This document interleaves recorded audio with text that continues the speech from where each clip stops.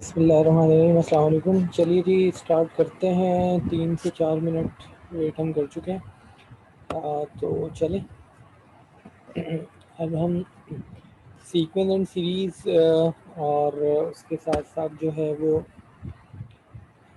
हमारे पास जो है मैथमेटिकल इंडक्शन और बाइनोमियल थ्योरम, इससे रिलेटेड जो एमसीक्यूज़ हैं उनको देखते हैं। ठीक है जी।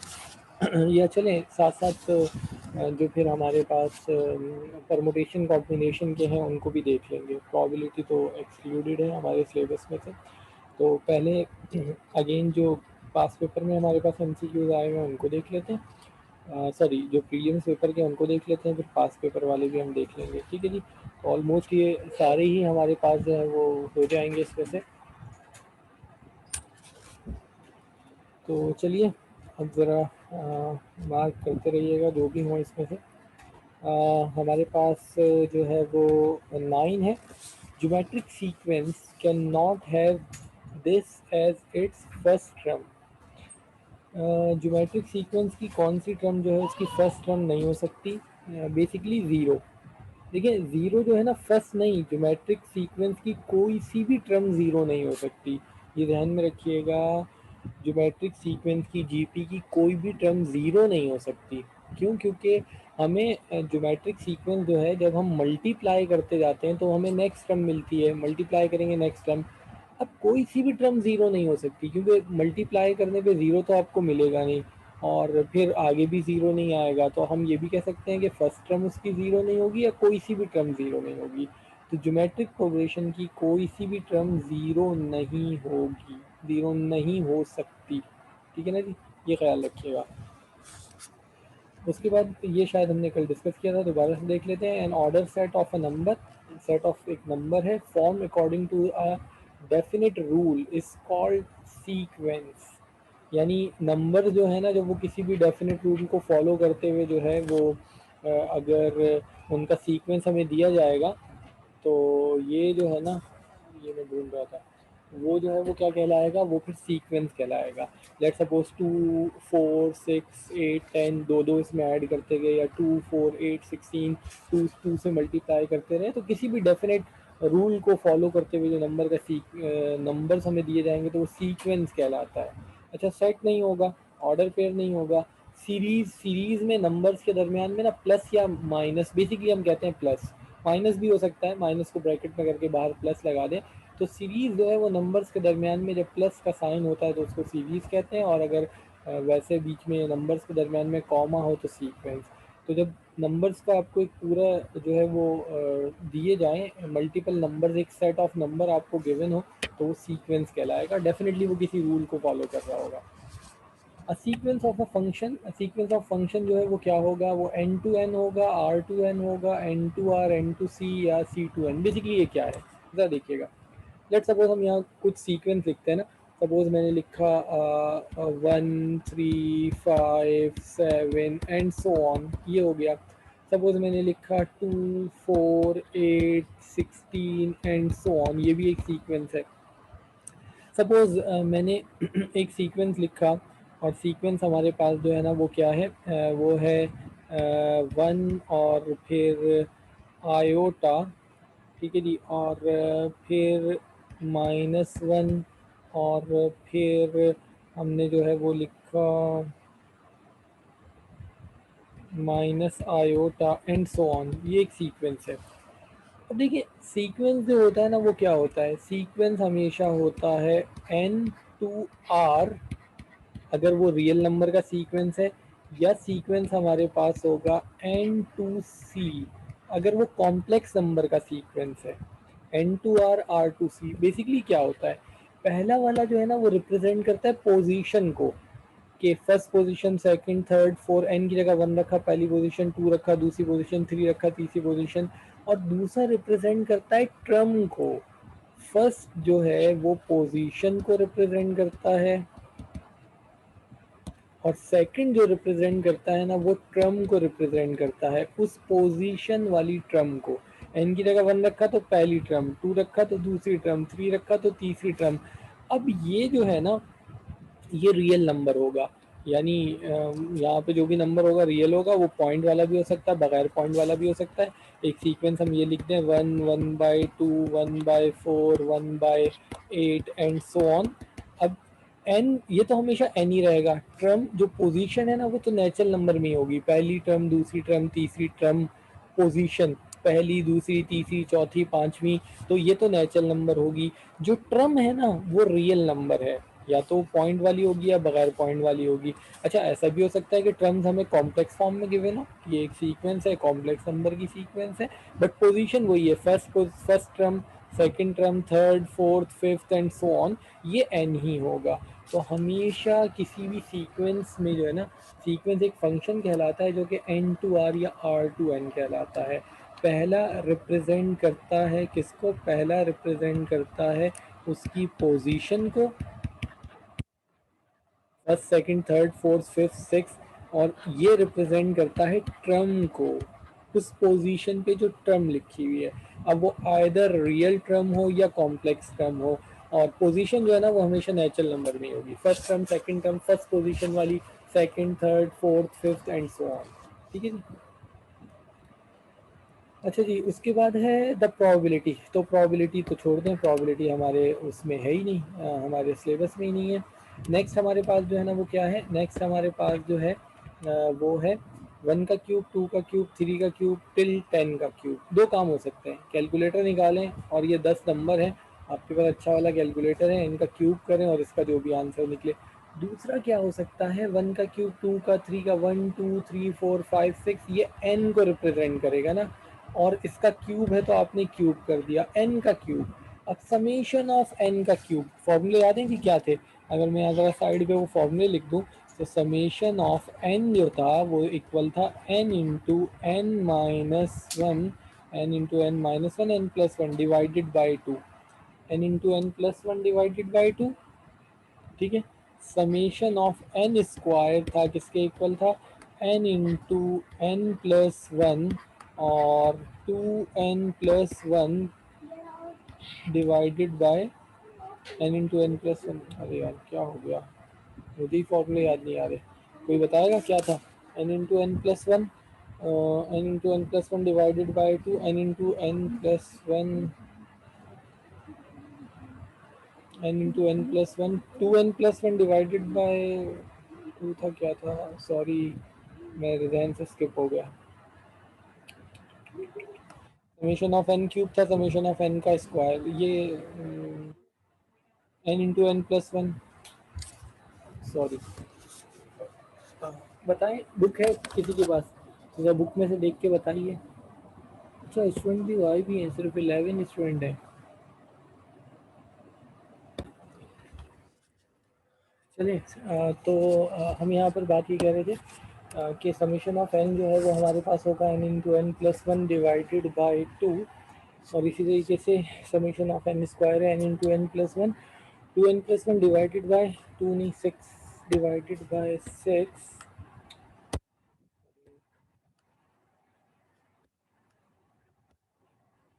Divided by six. इसी तरीके से समीशन ऑफ एन क्यूब जो है वो किसके इक्वल होता है? वो इक्वल होता है समीशन ऑफ एन का होल स्क्वायर, यानी N square, N plus one का whole square divided by four.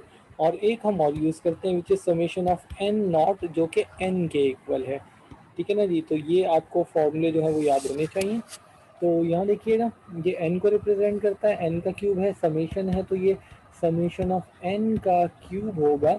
और ट्रम्स कितनी है? ट्रम्स ये हमारे पास हैं 10, क्योंकि अगर 10 की जगह 100 हो तो फिर आप कैलकुलेटर से नहीं निकाल सकते। सो ये हमारे पास जो है वो किसके इक्वल है? ये इक्वल है N into N plus one divided by two का होल स्क्वायर। यानी जब आप वैल्यूज पुट करेंगे तो क्या होगा? ये हो जाएगा 10, और 10 प्लस वन 11, और डिवाइडेड बाय टू का होल स्क्वायर। तो 55 55 का स्क्वायर हो जाएगा, तो 55 का स्क्वायर क्या होगा जी, ज़रा बताइएगा। 55 का स्क्वायर बताइए। ऑप्शन आया हुआ है, विशाखा कह रही है 3025, और उष्मा भी कह रही है 3025, विच इज़ 3025। ठीक है जी। तो देखिए ये तो आप कैलकुलेटर से निकाल सकते हैं, 1 का क्यूब 2 का क्यूब प्लस प्लस करते हुए 10, मगर अगर 10 की जगह पे 100 लिखा हो तो फिर तो मुश्किल है ना। तो फिर 100 टर्म्स होंगी तो n की जगह पर क्या करेंगे, 100 रख देंगे, 50 टर्म्स होंगी तो 50 रख देंगे। तो ये हम जो है वो इस तरीके से सॉल्व जो है वो कर भी चुके हैं। फॉर्मूले ये आपको जो है ना वो चारों याद होने चाहिए, ठीक है जी, इस तरीके से। नेक्स्ट हमारे पास ये देखिएगा, in the binomial expansion a plus B की power n, this this coefficient, this तो नहीं होगा, द कोफिशिएंट दा होगा, ठीक है जी। The coefficient of the term equidistant from the beginning and the ending are always equal. देखिए किसी भी बाइनोमियल एक्सपेंशन में पता है क्या होता है, किसी भी बाइनोमियल एक्सपेंशन में a प्लस बी की पावर होल पावर n है, जो कोफिशिएंट होता है ना equi distance from beginning and and, यानी पहली टर्म आखिरी टर्म, दूसरी टर्म सेकंड लास्ट टर्म, तीसरी टर्म थर्ड लास्ट टर्म, चौथी टर्म फोर्थ लास्ट टर्म, इनके कोफिशिएंट इक्वल होते हैं। किस तरीके से, अभी यहाँ हम एक दो एग्जाम्पल लिख लेते हैं तो आपको अंदाजा हो जाएगा। तो यहाँ देखिएगा, सपोज मैं कहूँ a प्लस बी की होल पावर 5 है, इसका फॉर्मूला होगा a की पावर 5 प्लस 5 a की पावर 4b, 5 4 सा 20, 2 से डिवाइड किया 10, a क्यूब b का स्क्वायर, 10 3 सा 30, 3 से डिवाइड किया तो 10, और a cube a square b की पावर 4, 10 2 सा 20 और इससे डिवाइड किया तो 5, और ये होगा a b की पावर 5 और b की पावर 6। लिखने का तरीका हम क्लास में डिस्कस कर चुके हैं।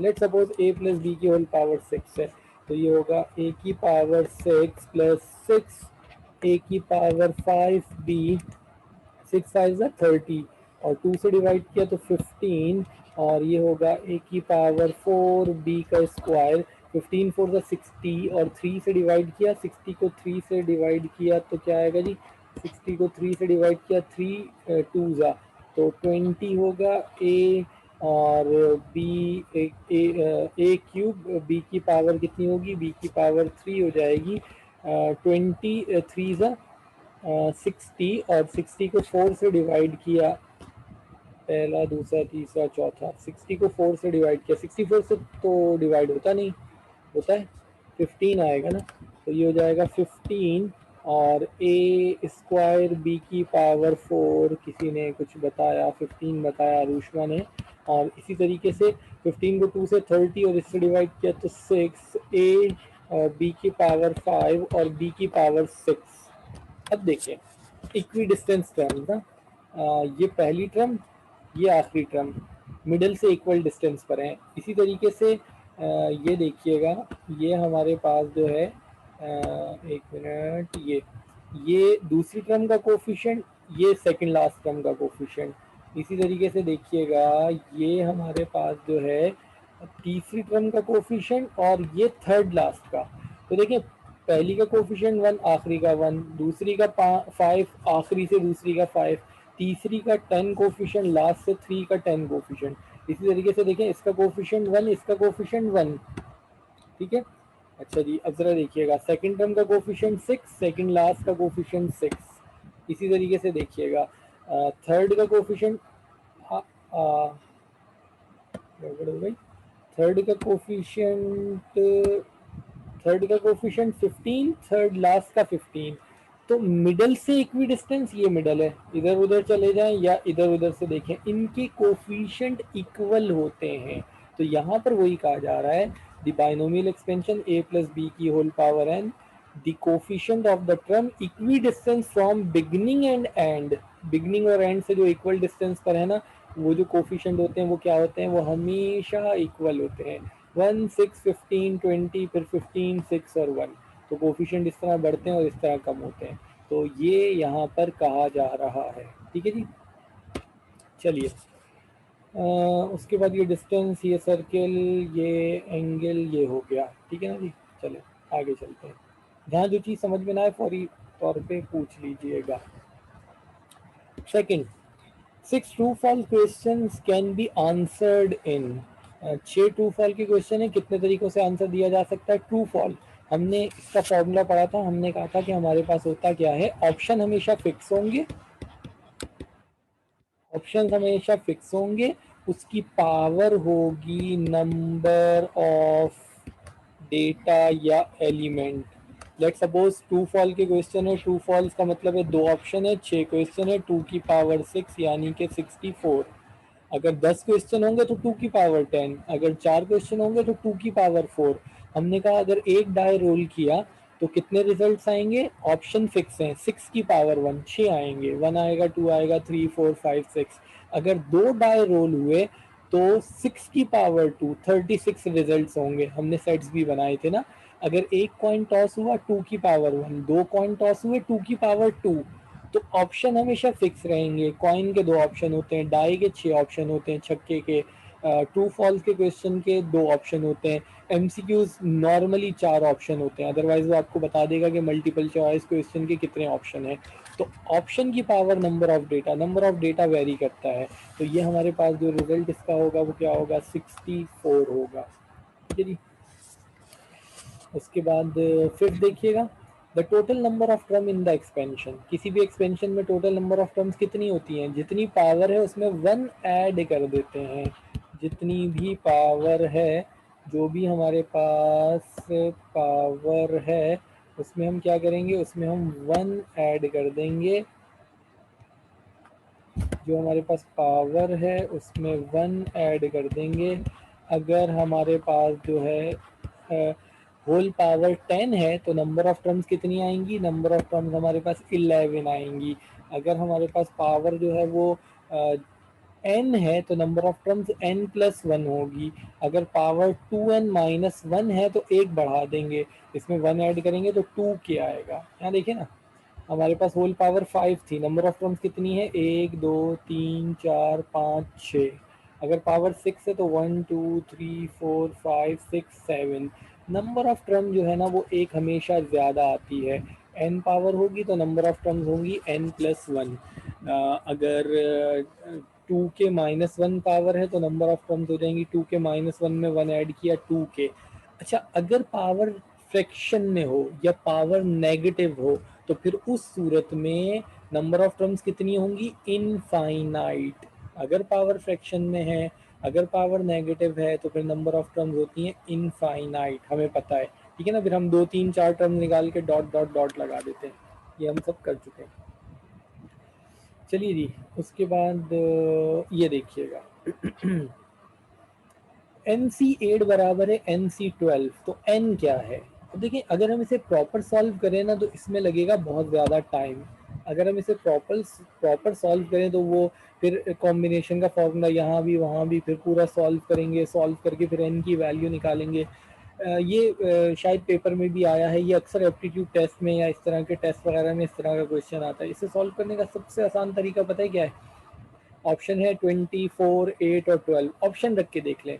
20C8 क्या बराबर आ रहा है 20C12 के, अगर आ रहा है तो ठीक है, वरना अगला रखें अगला रखें अगला रखें।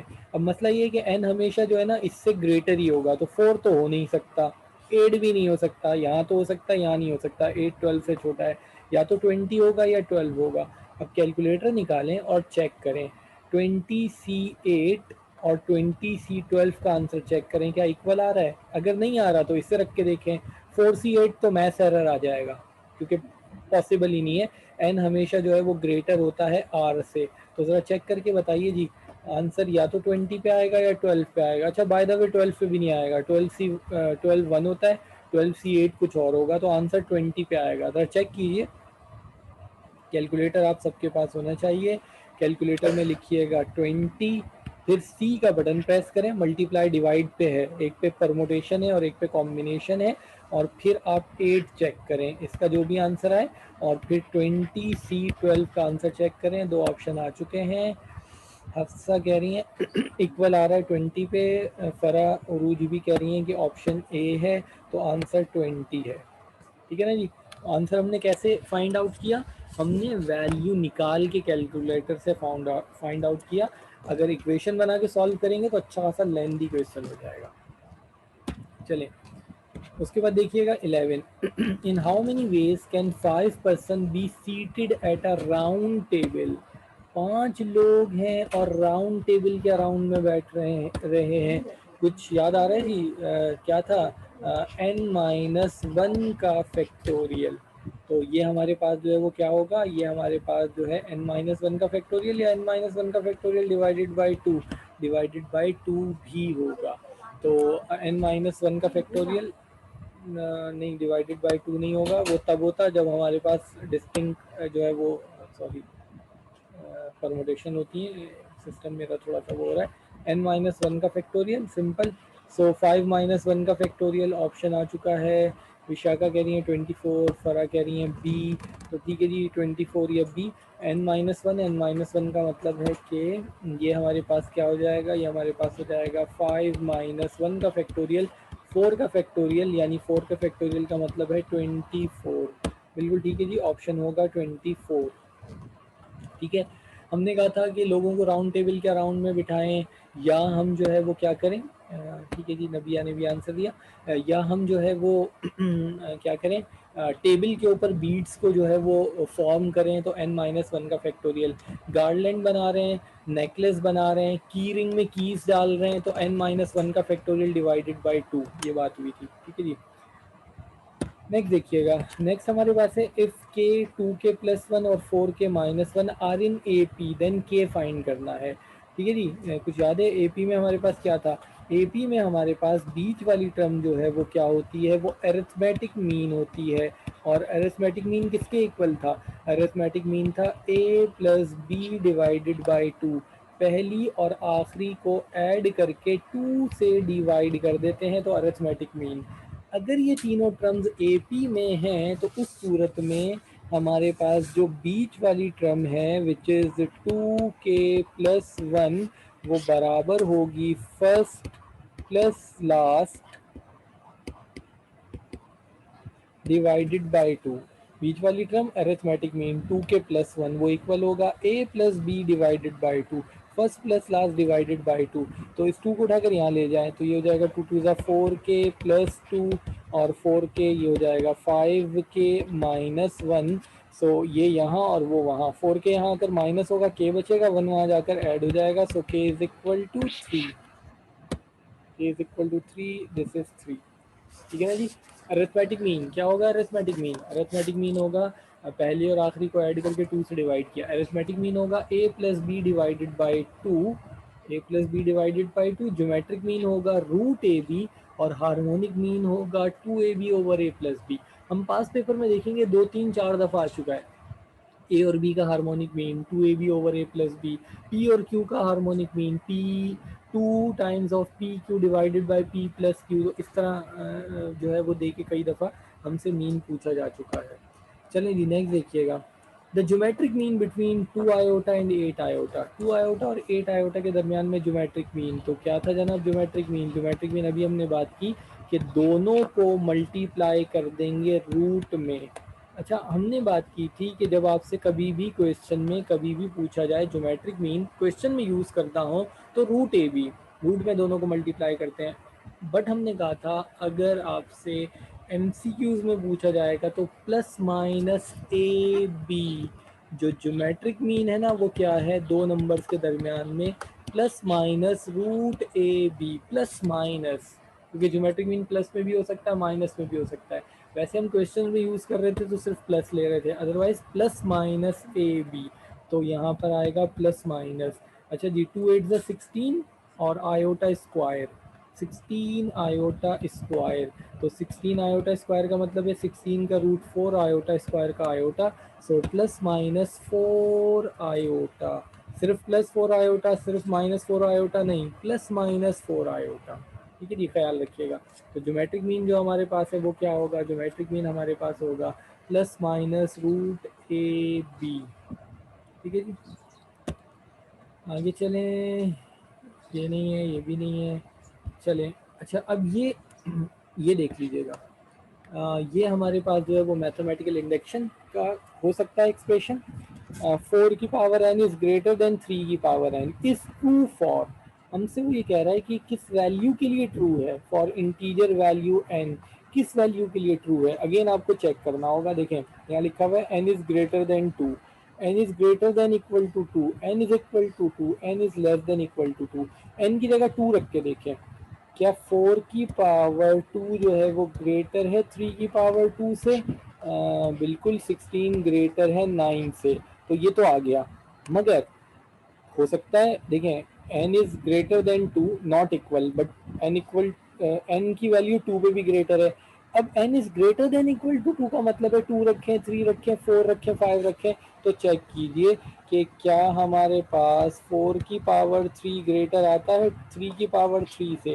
4 की पावर 3 कितना होगा 64, 3 की पावर 3 कितना होगा 27, बिल्कुल ऐसा है। अगर 4 रखा तो हमारे पास जो है अगेन कितना आएगा 128, 64, 128, 256, और ये कितना होगा ये होगा 81। तो इसका मतलब है कि 2 या 2 से किसी भी ग्रेटर वैल्यू पर ये ट्रू होगा। n की वैल्यू 2 पे तो है, मगर 3 पे भी है, 4 पे भी है, 5 पे भी है, तो ये रिजल्ट होगा। अच्छा ये क्यों नहीं होगा, क्योंकि 2 पे भी आ रहा है, इसका तो मतलब है ग्रेटर देन 2।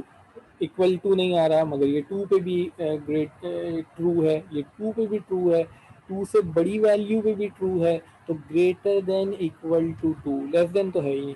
ठीक है जी, 2 या 2 से हर ग्रेटर वैल्यू पे ये ट्रू होगा। तो इस तरीके से वैल्यू रख के यहाँ पर हमें चेक करना होगा अगर इस तरह कोई एक्सप्रेशन हमें जो है वो मिलता है। ठीक है जी, आगे चलें। ये यहाँ देखिएगा, fifth, the coefficient of seventh term in the expansion. इस एक्सपेंशन में सेवेंथ टर्म का कोफिशिएंट क्या होगा। अब देखिए कोफिशिएंट कैसे पता चलेगा, हमारे पास फॉर्मूला था टी आर प्लस वन, याद है जी वो किसके इक्वल था, वो इक्वल था एन सी आर ए की power N minus R B की पावर आर। अब यहाँ पे ये हमारे पास है कोफिशिएंट, ये तो वो हमारे पास एक्सपेंशन में जो भी ए और बी और उनकी पावर्स होंगी, ये हमारे पास कोफिशिएंट है। एन रिप्रेजेंट करता है नंबर ऑफ टर्म को, एन हमारे पास जो है ना वो क्या है, sorry N number of term नहीं, एन तो है पावर, एन एक्सपेंशन की हमारे पास पावर है। आर याद है क्या था, आर हमारे पास था इंडिकेटेड टर्म, आर हमारे पास था इंडिकेटेड टर्म -1। जो टर्म इंडिकेट की गई है उसमें से 1 माइनस करेंगे। अब वो ये कह रहा है कि कोफिशिएंट ऑफ x की पावर 7, x की पावर 7 का मतलब है सेवेंथ टर्म इंडिकेट की गई है इस एक्सपेंशन में। इस एक्सपेंशन में n जो है वो क्या है 2k है, और जो टर्म इंडिकेट की गई है उसमें से 1 माइनस करें तो r आएगा, तो 6 होगा। तो एन सी आर, एन की जगह पे 2k, आर की जगह पे 6, 2k C6, this is 2k C6, ये होगा हमारा आंसर। 2k C7 नहीं होगा, एन की जगह पे 2k है, आर की जगह पे 7 नहीं है, 7 जो आर जो क्रम फाइंड करनी है उसमें से 1 माइनस करते हैं, ये नहीं है, सिर्फ 2k नहीं है, 2k-1 ऐसा कुछ नहीं है, तो 2k C6। एन पावर जो है उसको रिप्रेजेंट कर रहा है वो 2k है, जो टर्म फाइंड करनी है आर उसमें से 1 माइनस करते हैं, सातवीं टर्म की बात हो रही है, तो आर जो है वो क्या होगा, वो 6 होगा। ठीक है ना जी, ये हमारे पास होगा।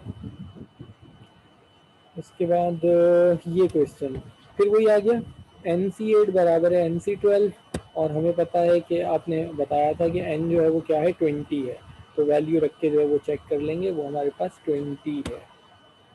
उसके बाद नेक्स्ट हमारे पास है, in how many ways can 5 person be seated at a straight bench. 5 लोग एक स्ट्रेट बेंच पर बैठ रहे हैं, तो सिंपल 5 का फैक्टोरियल, अगर राउंड टेबल पे होते तो 5-1 का फैक्टोरियल, n-1 का फैक्टोरियल, स्ट्रेट बेंच पर हैं तो n फैक्टोरियल, 5 फैक्टोरियल, 5 फैक्टोरियल क्या होगा, कैलकुलेटर से निकाल लीजिएगा 120 होगा। ठीक है ना जी, तो ख्याल रखिएगा। तो ये ना स्टेट हमने कई दफ़ा क्लास में हम बात करते हैं 5 लोगों को, 5 लोग हैं, 5 बुक्स हैं, 5 पेपर्स हैं, वट एवर जो भी चीज़ें हैं, जब उसको हमें अरेंज करना है तो हम सिंपल क्या करते हैं, उसका फैक्टोरियल ले लेते हैं, उसका फैक्टोरियल ले लेते हैं। तो यहाँ पे हमारे पास जो है वो क्या होगा, ये n फैक्टोरियल होगा। सर्कुलर अरेंजमेंट होती तो n-1 का फैक्टोरियल हो जाता। ठीक है जी, चलें इसके बाद ये sum of all four fourth root of unity, अरे नहीं ये तो हो चुका है, वो तो हमारे पास किसी भी नंबर के तमाम रूट ऑफ यूनिटी, किसी भी नंबर के तमाम रूट का सम जीरो होता है। ये है, ये देखिएगा, ये dash can not be a term of GP. GP की कौन सी जीपी की टर्म नहीं हो सकती? 1 0 आयोटा -1, कौन सा नंबर यहाँ पर जो है वो जीपी की टर्म नहीं हो सकती? अरुष्मा कह रही है 0, बिल्कुल अरुष्मा ठीक कह रही है। अभी हमने बात की थी कि जीपी की कोई सी भी टर्म 0 नहीं हो सकती, ठीक है ना जी। हमने कहा था जीपी तो चूंकि प्रोडक्ट से आती है ना, तो जीपी की सीक्वेंस में 0 आ ही नहीं सकता। ये बात हमने अभी जो है वो की थी। चलें जी, उसके बाद आगे चलते हैं।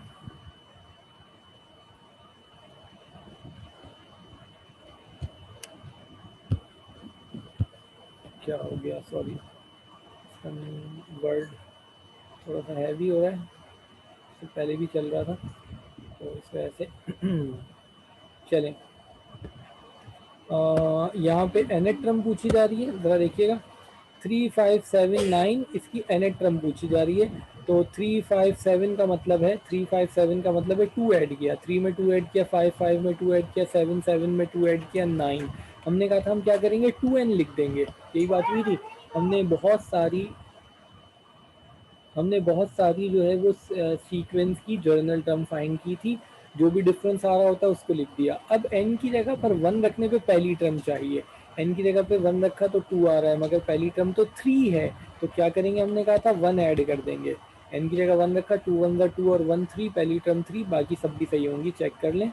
n की जगह 2 रखा, 2 2 4, 4 और 1 5। n की जगह 3 रखा, 3 2 6 और 1 7। गुड, इसका मतलब है सही आ गया, 2n+1, दिस इज 2n+1। तो ये हमने जो है वो मैथमेटिकल इंडक्शन में काफ़ी सारी टर्म जो है वो इस तरीके से जर्नल टर्म फाइंड की थी। लिखने के बाद हम उसे देखते हैं। द प्रोबेबिलिटी तो है ही नहीं आपके उसमें, ठीक है जी, सिलेबस में ही नहीं है प्रोबेबिलिटी। उसके बाद देखिएगा, if the sum of the root, ये भी नहीं है। अच्छा ये देख लो, if capital A capital G capital H are the means, अगर ये ए जी एच मीन्स हो ना, तो ए एच बराबर पता है किसके होता है, जी स्क्वायर के। ए एच बराबर होता है जी स्क्वायर, या हम कह सकते हैं कि जी बराबर होता है रूट ए एच। रूट ले लेंगे दोनों तरफ, प्लस माइनस लगाएं ना लगाएं, ठीक है, लगा हुआ मिलेगा तो अच्छी बात है, नहीं है तो ठीक है। तो ए एच बराबर होता है जी का स्क्वायर, ये जहन में रखिएगा। अरिथमेटिक और हार्मोनिक मीन का प्रोडक्ट ज्योमेट्रिक मीन के स्क्वायर के बराबर होता है, ठीक है जी, ये जहन में रखिएगा। उसके बाद ये देखें यहाँ पे, ये for first negative term, first negative term के लिए याद है किसी भी एक्सपेंशन में n-r+1 किसके इक्वल होता है, n-r+1 होता है लेस देन 0। पहली नेगेटिव टर्म फाइंड करने के लिए n-r+1 को लेस देन 0 के इक्वल रखते हैं। हमने जो है वो बाइनोमियल थ्योरम की सेकंड एक्सरसाइज में सॉल्व किया था। 1 मिनट रह गया मीटिंग एंड होने में, मेरे ख्याल से रीजॉइन करते हैं।